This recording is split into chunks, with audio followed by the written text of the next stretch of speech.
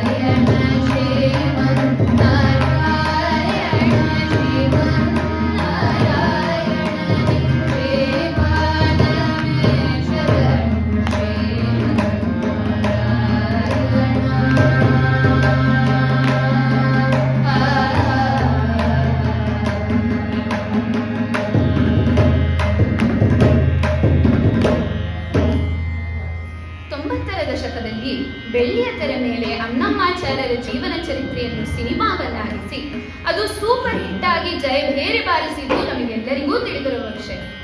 ಆ ಸಿನಿಮಾದ ಒಂದು ಕೀರ್ತನೆ ಇದೆ, ಇದು ಕೂಡ ಅಣ್ಣಮ್ಮಾಚಾರ್ಯರ ರಚನೆ.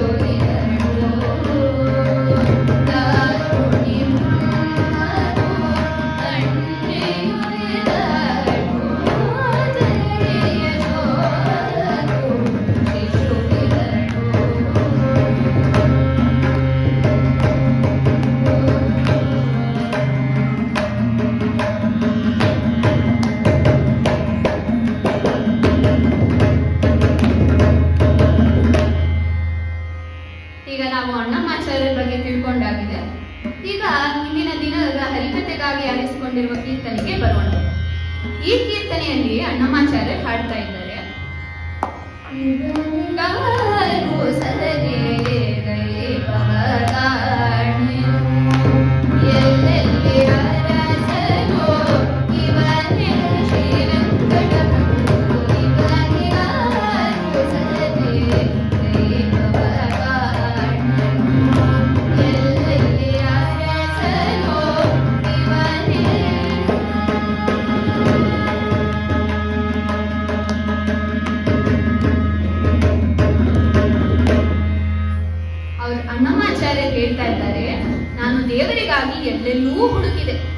ಹಾಗೆ ಎಲ್ಲ ಕಡೆನೂ ನನಗೆ ನನ್ನ ಸ್ವಾಮಿ ಮಾತ್ರ ಕಾಣಿಸ್ಕೊಂಡಿದ್ದಾರೆ. ಅದು ಯಾರಪ್ಪ ಅಂದ್ರೆ ಶ್ರೀ ವೆಂಕಟರಘು. ಅತಿಶಯ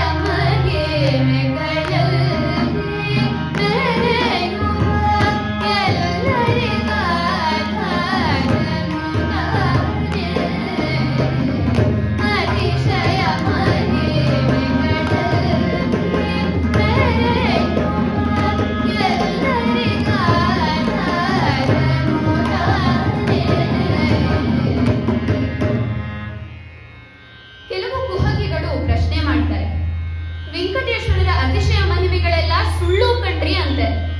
ವೆಂಕಟೇಶ್ವರರು ಬರೀ ಕಲ್ಲಿನ ವಿಗ್ರಹ ಕಣ್ರಿ ಅಂತ ಹೇಳ್ತಾರೆ. ಶ್ರೋತೃಗಳೇ, ನಾವು ಚೂರು ವಿಚಾರ ಮಾಡೋಣ. ಮೊನ್ನೆ ಇನ್ನು ನಮ್ಮ ಭಾರತದ ಪ್ರಯಾಗ್ರಾಜ್ನಲ್ಲಿ 144 ವರ್ಷಗಳು ಕಳೆದಾದ ಮೇಲೆ ಮಹಾಕುಂಭಮೇಳ ನಡೆದಿದೆ. ಈ ಕುಂಭಮೇಳದಲ್ಲಿ ಸುಮಾರು 66 ಕೋಟಿಗಳಷ್ಟು ಜನರು ಸೇರಿ ಕುಂಭಮೇಳವನ್ನು ಆಚರಿಸಿದ್ದಾರೆ. ಇಡೀ ಪ್ರಪಂಚದಲ್ಲೇ ಎಲ್ಲೂ ಇಷ್ಟು ದೊಡ್ಡ ಜನಸಂಖ್ಯೆ ನೆರೆದಿರುವುದು ನಾವು ಇಂದಿನವರೆಗೂ ನೋಡೇ ಇಲ್ಲ ಒಂದೇ ಜಾಗದಲ್ಲಿ. ಅಂದ್ರೂ ಮಹಾಕುಂಭ ಮೇಳ ಯಾವುದೇ ಅಪಘಾತವಾಗದೆ ಸಫಲವಾಗಿ ಸಾಗಿದೆ ಎಂಬುದು ಕಾಶಿ ವಿಶ್ವನಾಥರ ಹಾಗೂ ನಮ್ಮ ವೆಂಕಟೇಶ್ವರರ ಮಹಿಮೆಯಿಂದಲೇ ಎಂದರೆ ತಪ್ಪಾಗಲಾರದು. ನೆರೆ ರಾಷ್ಟ್ರಗಳಲ್ಲಿ ಹಸಿವು, ಅಶಾಂತಿ ತಾಂಡವವಾಡುತ್ತಾ ಇರುವಾಗ ಭಾರತದಲ್ಲಿ ಸುಭಿಕ್ಷ ಹಾಗೂ ಶಾಂತಿ ಇದೆ ಅಂದರೆ ಅದು ನಮ್ಮ ವೆಂಕಟೇಶ್ವರರ ಮಹಿಮೆಯೇ ಸರಿ. 5 ವರ್ಷಗಳ ಹಿಂದೆ ಕೋವಿಡ್-19 ಮಹಾಮಾರಿಯಿಂದ ಇಡೀ ಜಗತ್ತೇ ತತ್ತರಿಸಿ ಹೋಗಿತ್ತು. ಚೀನಾ, ಅಮೆರಿಕಾದಂತ ಬಲಿಷ್ಠ ರಾಷ್ಟ್ರಗಳೇ ಕೋವಿಡ್-19 ಇಂದ ಒದ್ದಾಡಿ ಹೋಗಿರುವಾಗ ನಮ್ಮ ಭಾರತ ದೇಶ ಕೋವಿಡ್-19 ಅನ್ನು ಸುಲಭವಾಗಿಯೇ ಗೆದ್ದು ಅಂತ ಹೇಳ್ಬೋದು. ಅದ್ ಯಾಕಪ್ಪ ಅಂದ್ರೆ ಶ್ರೀ ವೆಂಕಟೇಶ್ವರರ ಅತಿಶಯ ಮಹಿಮೆ ನಮ್ಮ ದೇಶದ ಮೇಲಿತ್ತು. ಈಗ ಹಿಂತಿರುಗಿ ಅಣ್ಣಮಾಚಾರ್ಯರು ಏನ್ ಹೇಳ್ತಾ ಇದ್ದಾರೆ ಅಂತ ಸ್ವಲ್ಪ ಕೇಳಿ. ಇವನಿಗಾರು ಸಲಹೆ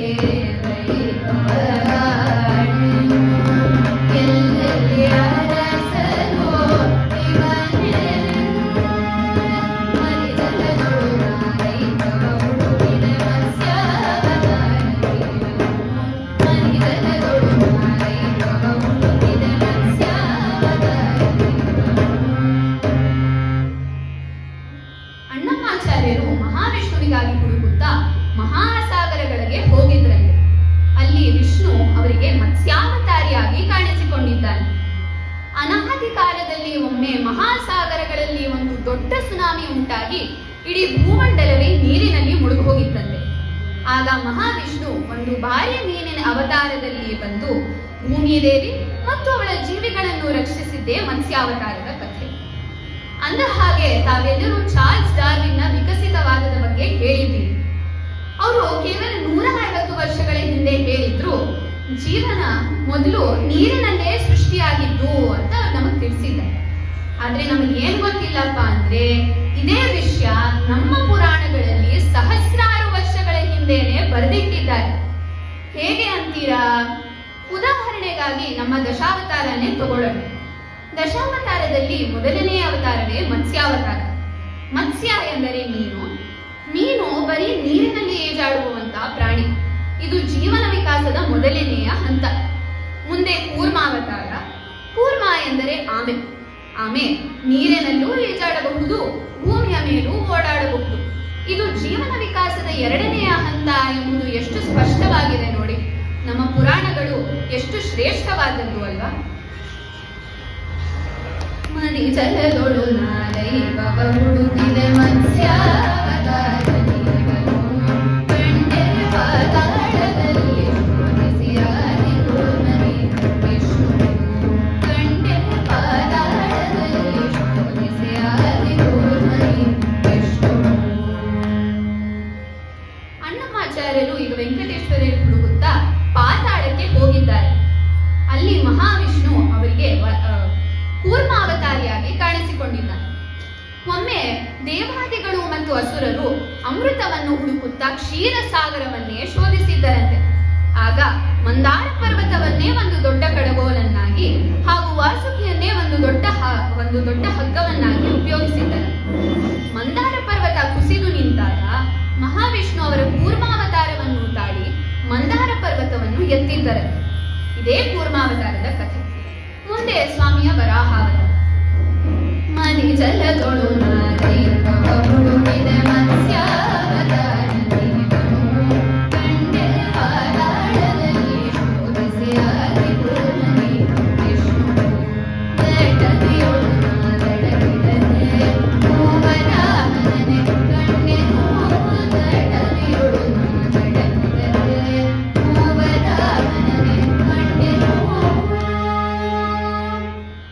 ಹಿರಣ್ಯಕಶಿಪುವಿನ ತಮ್ಮನಾದ ಹಿರಣ್ಯಾಕ್ಷನು ಅಂದು ಭೂಮಿದೇವಿಯನ್ನೇ ನೀರಿನಲ್ಲಿ ಮುಳುಗಿಸಿಟ್ಟಾಗ ಭಗವಂತ ಅವನ ವರಾಹಾವತಾರವನ್ನು ತಾಳಿ ಭೂಮಿದೇವಿಯನ್ನು ರಕ್ಷಿಸಿದನು. ಈಗ ಅಂಥ ವರಾಹಾವತಾರದ ಸ್ಮರಣೆಯನ್ನು ಸ್ವಲ್ಪ ಬೇರೆ ರೀತಿಯಲ್ಲಿ ಮಾಡೋದು.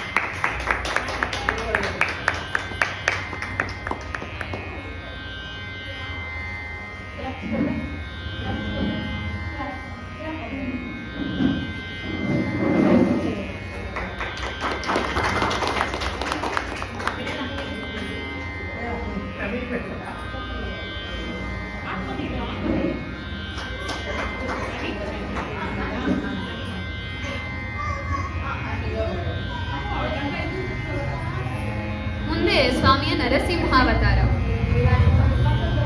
ಮರಿ ಜಲದೊಳು ನಾರೈವ ಹುಡುಕಿದ ಮತ್ಸ್ಯಾವತಾರನೆ ಕಂಡೆ ಪಾತಾಳದಲ್ಲಿ ಶೋಧಿಸಿ ಆದಿಪೂರ್ಣನಿ ವಿಷ್ಣು ಕಟವಿಯೊಳು ಮಾತಡಕಿದರೆ ಮೂವರಾಮನನೆ ಕಂಡೆನು ಬೇಡ ಗೋಡಗಳ ಗುಹೆಯಲ್ಲಿ ಬೆಳಗಿರಲಿ ನರಸಿಂಹದೇವ ಬೇಡ ಗೋಡಗಳ ಗುಹೆಯಲ್ಲಿ ಬೆಳಗಿರಲಿ ನರಸಿಂಹದೇವ.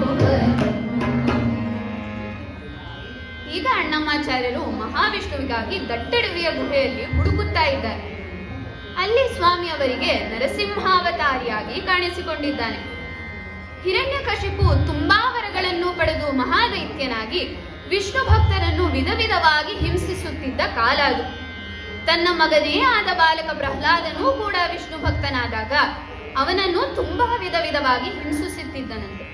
ಆಗ ಕೋಪದಿಂದ ಕ್ರೂರನಾದ ಮಹಾವಿಷ್ಣು ಅವರ ನರಸಿಂಹಾವತಾರವನ್ನು ತಾಳಿ ಅವರ ತೀಕ್ಷ್ಣವಾದ ಉಗುರುಗಳಿಂದ ಹಿರಣ್ಯಕಶಿಪುವಿನ ಹೊಟ್ಟೆಯನ್ನು ಬಗೆದು ಸಂಹರಿಸಿದರಂತೆ. ಕೋಪಗೊಂಡ ನರಸಿಂಹನನ್ನು ಸಮಾಧಾನಿಸಲು ಸ್ವಯಂ ಬಾಲಕ ಪ್ರಹ್ಲಾದನೇ ಅವರ ಸ್ತುತಿ ಮಾಡಬೇಕಾಯಿತು. ಶ್ರೀಮದ್ವಯೋನಿಧಿನಿಕೇತನ ಚಕ್ರಪಾಣೆ ಭೋಗೀಂದ್ರ ಭೋಗಮಣಿರಚಿತ ಪುಣ್ಯಮೂರ್ತೆ ಯೋಗೀಶ ಶಾಶ್ವತ ಶರಣ್ಯ ಭವಾದಿ ಬೋಧ ಲಕ್ಷ್ಮೀ ನೃಸಿಂಹ ಮಮ ದೇವಿ ಕರಾವನು.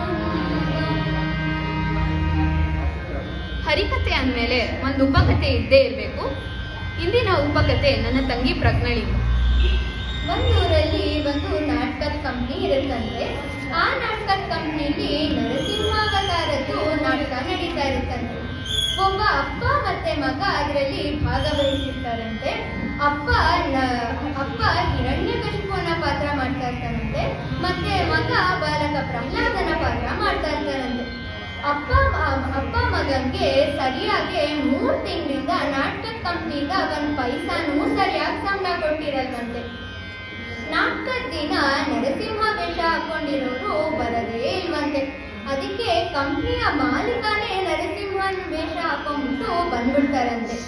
ನರಸಿಂಹನ್ ವೇಷ ಹಾಕೊಂಡಿರುವ ಆ ಕಂಪನಿಯ ಮಾಲೀಕ ಹಿರಣ್ಯಕಶಿಪುವಿನ ಹೊಟ್ಟೆಯನ್ನು ಬಗೆದು ಸಂಹಾರ ಮಾಡಾದ್ಮೇಲೆ ಅವರು ಪ್ರಹ್ಲಾದನಿಗೆ ಕೇಳ್ತಾರಂತೆ, ಮಗು ನಿನಗೇನ್ ವರ ಬೇಕು ಕೇಳು, ನಾನು ಕೊಡ್ತೀನಿ ಅಂತ ಹೇಳಿದಾಗ ಬಾಲಕ ಪ್ರಹ್ಲಾದನ ಪಾತ್ರ ಹಾಕೊಂಡಿರುವ ಆ ಪುಟ್ಟ ಹುಡುಗ ಜಾಣತನದಿಂದ, ಸರ್ ನೀವು ನನಗೆ ಮತ್ತೆ ನಮ್ಮ ಅಪ್ಪಂಗೆ 3 ತಿಂಗಳಿಂದ 1 ಪೈಸಾನೂ ಸರಿಯಾಗಿ ಸಂಬಳ ಕೊಟ್ಟಿಲ್ಲ, ಆ ಸಂಬಳವನ್ನು ನಮಗೆ ಈಗಲೇ ಕೊಟ್ಬಿಡಿ ಅಂತ ಕೇಳ್ತಾರಂತೆ. ಆಗ ಅಲ್ಲಿ ಜನರು ಕೂತಿರೋರೆಲ್ಲ ಓ ಅಂತ ಕೂಗಕ್ ಶುರು ಮಾಡ್ತಾರಂತೆ. ಆಗ ನರಸಿಂಹ ವೇಷ ಹಾಕೊಂಡಿರುವ ಆ ಕಂಪನಿಯ ಮಾಲೀಕಕ್ಕೆ ಏನೂ ಮಾಡಕ್ಕಾಗದಲೇ, ತಥಾಸ್ತು ನಾನು ನಿನಗೆ ಮತ್ತೆ ನಿಮ್ಮ ಅಪ್ಪಂಗೆ ಸಂಬಳ ಕೊಡ್ತೀನಿ ಬೇಗ ಅಂತ ಹೇಳ್ಬಿಡ್ತಾರಂತೆ. ಈ ಕತೆ ನೀತಿ ಏನಪ್ಪ ಅಂದ್ರೆ, ದೇವರು ಯಾವ್ದಾದ್ರು ರೂಪದಲ್ಲಿ ಬೇಕಾದ್ರೂ ಬರ್ಲಿ, ನಾಟಕದಲ್ಲೂ ಬರ್ಲಿ, ಅವರು ನಮಗೆ ಯಾವತ್ತೂ ಒಂದು ಒಳ್ಳೆ ವರ ಕೊಟ್ಟೇ ಕೊಡ್ತಾರೆ ಅಂತ ತಿಳಿಯುತ್ತೆ. ಧನ್ಯವಾದಗಳು. ಮುಂದೆ ಅಣ್ಣಮಾಚಾರ್ಯರು ಏನ್ ಹೇಳ್ತಾರೆ ಅಂತ ಕೇಳೋಣ.